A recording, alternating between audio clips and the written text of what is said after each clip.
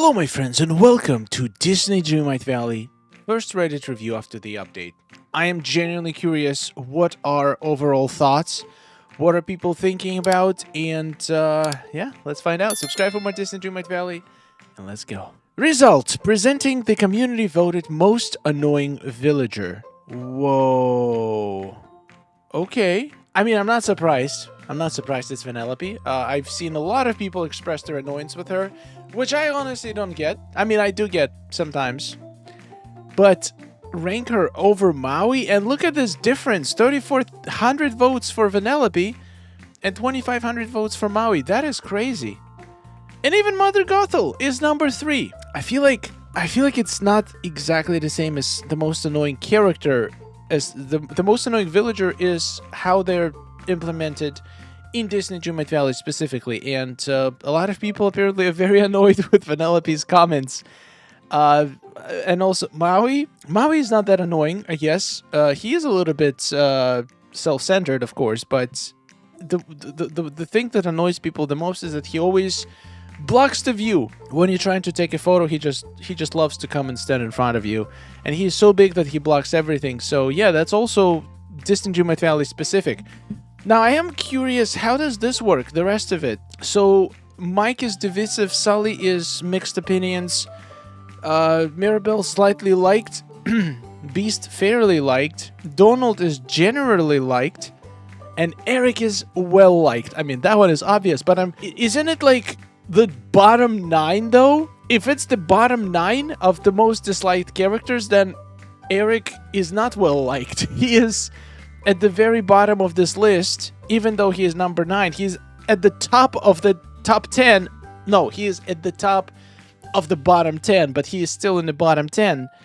Right? Am I seeing this correctly? I would love to know who are the most liked villagers. It's probably going to be Wally or maybe Stitch. But yeah, sorry Vanellope. People don't like you, unfortunately. Maybe when you grow up, you'll make more friends. Mineable items, storage mine. Oh, that is such a cool way to do a mine with the walls and the ceilings. Yo, that is genius. I love everything about it. It is such a cool build. And it's on a floating island too. And it's a storage, so you go in and there is gems and there is all kinds of wow. Unbelievable. This is one of the coolest things I've seen in a long time. Well done, Dreamlight Everest. Shoving pastry, cream, and fruits down Pocahontas' throat until she gets to level 10. I wonder why this specific meal. I personally did it with gems. I usually do it with gems. All of the extra gems that I get, I use to level up my villagers. Could also do with flowers, but gems are a little bit faster. If you're gonna do food, I guess food also works, but you're gonna need a lot more, unless it's a very expensive food. If you have purified night shards or shiny gifts, those give the most XP for leveling characters. Yeah, that's true. Shiny gifts, unfortunately, they are not unlimited, so you have to craft them with the wrapping paper.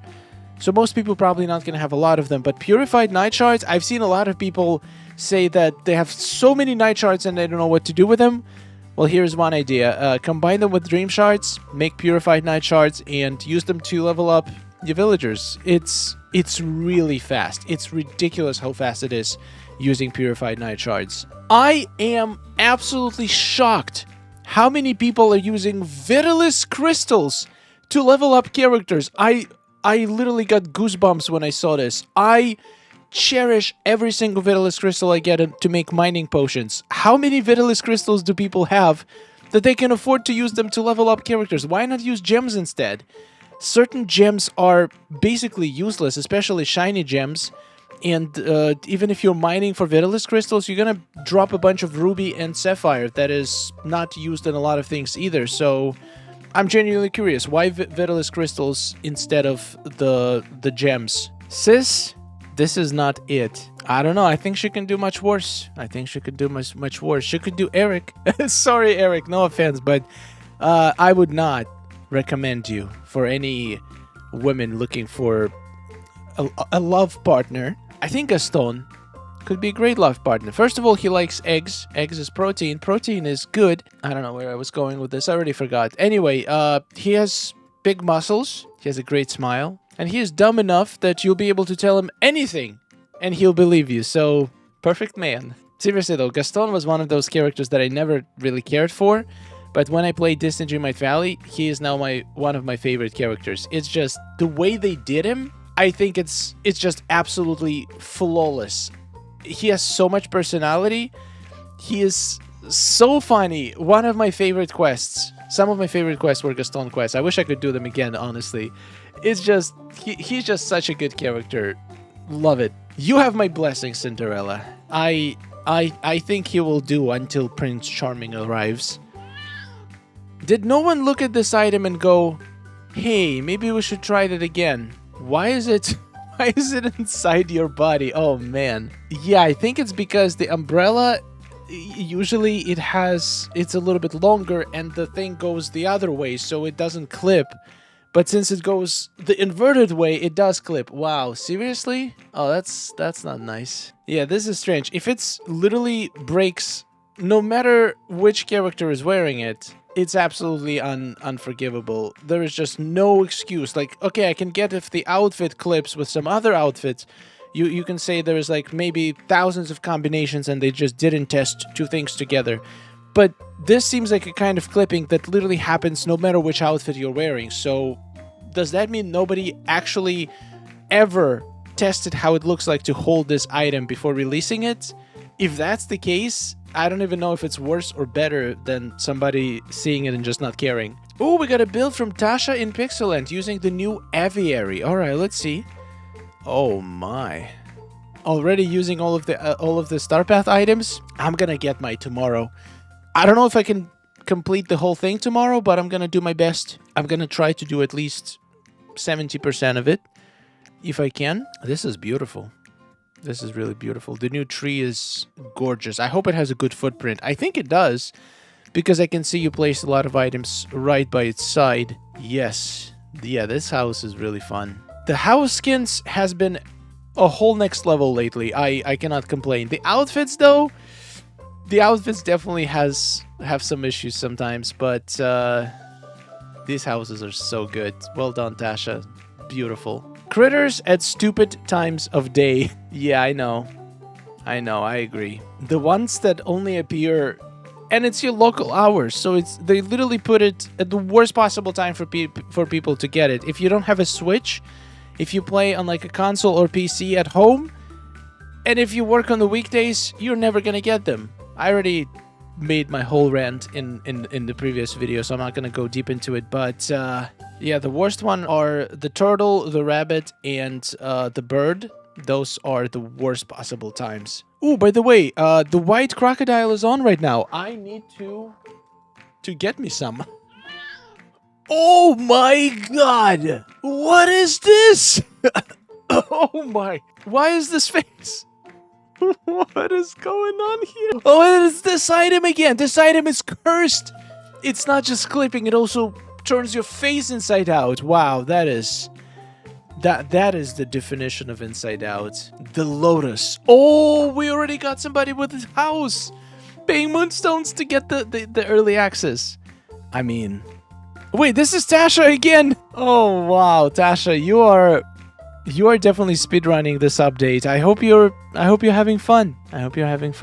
That is really nice. Yeah, this is a good house. We have so many pink trees now and pink items. This house is gonna look magnificent. Wow. Well done, Tasha. I'm glad you're enjoying the update. For those who don't know, we can craft these now from the last Beauty and the Beast update. Yes, it only takes a couple rainbow rose bouquets, a few tinkering parts, and some softwood. And you can get this beautiful rainbow rose glass breezeway. You can use it, you can walk through it, you can place items inside, only small ones. It's a pretty cool item. Dreamlight Anya has created a whole build for the Olaf's Grand Exhibition. The Valor City.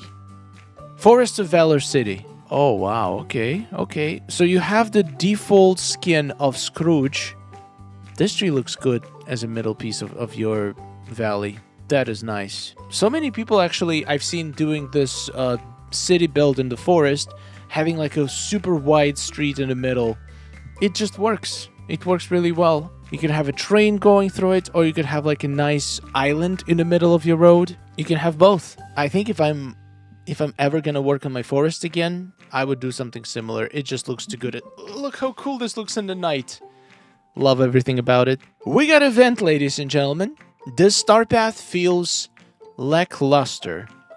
Is it just me, or does this season's star path feels lackluster? I know not every star path is gonna please everybody, but the last star path was tied to the characters so well, and this one just isn't.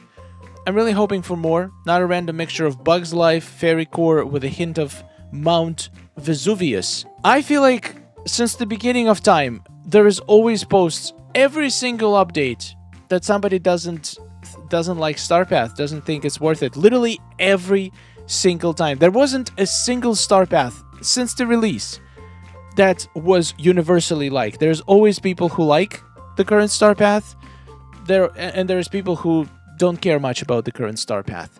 And I think it's okay. I think it's impossible to release star paths that are going to be literally liked by everyone every single time.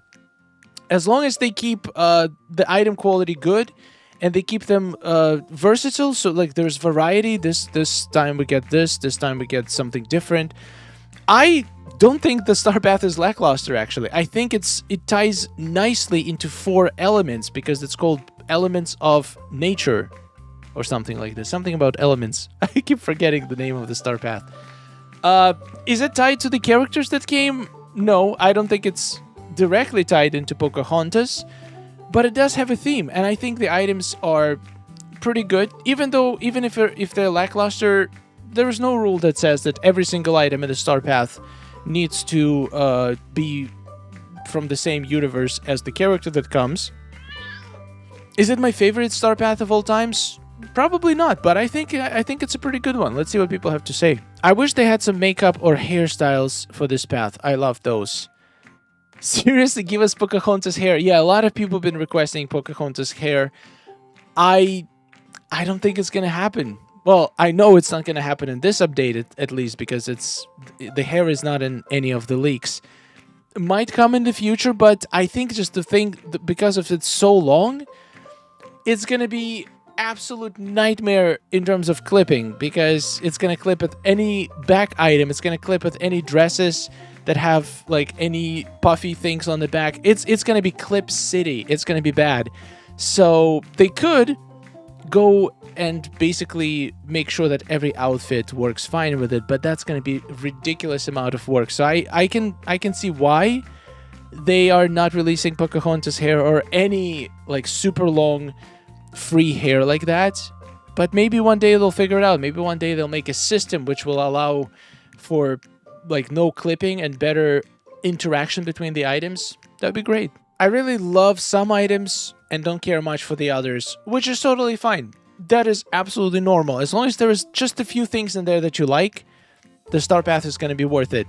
This is an interesting comment. There is so many motifs in there and they are hardly usable. Are we playing the same game? Excuse me? I'm genuinely like, when I saw the motifs, I'm like, these are the most... These are going to be the most used motifs of all time. They're so good. And they're literally made not for Touch of Magic, if it makes sense for Dream Snaps. I think out of all the motifs that we have, these are going to make sense a lot. A lot. Otherwise, they're just going to sit and metaphorically collect dust. I feel like we could say that about a lot of items we get in Star Path. There is lots of dream styles for characters that I never use. There is lots of outfits that I never wore even once. But most of the motifs that came lately from Star Paths, I've actually used at least once. So I'm very happy about the addition of the motifs. Which proves the point that every Star Path is just not meant for everybody. This might not be a perfect Star Path. Some other Star Path might be a perfect Star Path. Some people are going to enjoy certain items. Some people are not going to like them and enjoy the other items. And it's okay. It's totally okay. We are getting them every couple of months. So even if you don't see anything you like in this one, I'm sure you're going to find something you like in the next one. Does anyone else not decorate at all? Looking through the subreddit, I feel so out of place. Everyone has beautiful valleys, but I literally only have the princess plus partners and Mickey and friends in mind, and it's empty aside from that. Anytime someone visits to see my shop and asks to look around, I always feel embarrassed that I don't decorate. I don't think it's something to be embarrassed of. I feel like it's one aspect of the game out of many, and it's not going to be for everyone. It's your game. You should be allowed to play it any way you want to play it. If you don't enjoy decorating, why would you want to force yourself doing this? If you enjoy other aspects of maybe resource gathering, maybe you enjoy questing, maybe you enjoy dream snaps, which I feel like dream snaps is kind of decorating. So if you do enjoy dream snaps, you probably do enjoy decorating too, and vice versa. But yeah, there is no right or wrong way to play this game. Whatever makes you happy, whatever gives you the most enjoyment out of Disney Dreamlight Valley, that's the right way to play, and nobody should be able to tell you otherwise. Ooh, we have another interesting discussion. Let's dive right into it. If the game truly revolves around dream snaps at this point, provide us with the necessary tools. Okay, interesting. I've never been a fan of dream snaps, but now that I've unlocked almost everything in the game and have very little free content from the Scrooge store, I feel compelled to participate in this aspect of the game. However, I find dream snaps cumbersome. I play many creative and player-expressive games, and I don't think I lack creativity, but I feel like dream snaps as a medium for photography lacks a lot of control. Experts and content creators often rely heavily on sleight of hand and bug exploitation. You know what? I'm gonna give it to you. Sleight of hand, I agree. I don't know about the bug exploitation. There is two bugs that I think are being exploited for dream snaps. Number one is the companion freezing bug, and number two is the sitting bug, which allows you to sit on pretty much anything in the game. Everything else is a sleight of hand. It's not necessarily bug, it's just a very creative way to use certain items and features of the game that potentially not meant to be used that way, but we figured out how to make it do something else, something super cool in the shots. And if we're being honest, most of the shots that we see in the top are not using any of these glitches. I don't think I've ever seen a top 10 shot that had either the sitting glitch or the... Oh, well, it's hard to tell if they had the companion freezing glitch, because it could be just they got lucky with companion poses, who knows. Community is compensating for a feature that Gameloft is pushing hard but lacks the mechanics that the community wants and needs. I'm gonna 100% agree with that. I wish we didn't need to use these exploits. I wish it was more natural. I wish we could freeze companions, just like we can freeze characters. Well, maybe better than we can freeze characters, because there's lots of issues with the character freezing. So I agree. Gameloft, give us the tools. I want as much freedom as Dream Snaps as possible. 100% agree with this. I have a program called Magic Poser that allows me to select a generic model, position and pose it, and add set dressing. If Dream Snaps had the same functionality, I think it would appeal even to those who have never been interested in Dream Snaps before. Interesting. So you're saying go all the way and literally let us basically move in any way, like be able to like pose the character in absolutely any kind of pose. Interesting. This is like a whole next level from anything I've seen suggested to Dream Snaps, and I'm thinking, how do I feel about this? I feel like if we have complete freedom over poses, it probably would get exploited in like a negative way. People are gonna create some either disturbing poses or inappropriate poses, which might create a problem. I feel like we can start with small steps. Gameloft, we need ability to control characters better than we can right now. We want to be able to drop them in any place we want. Just literally move it like a mannequin. Put a character wherever we want.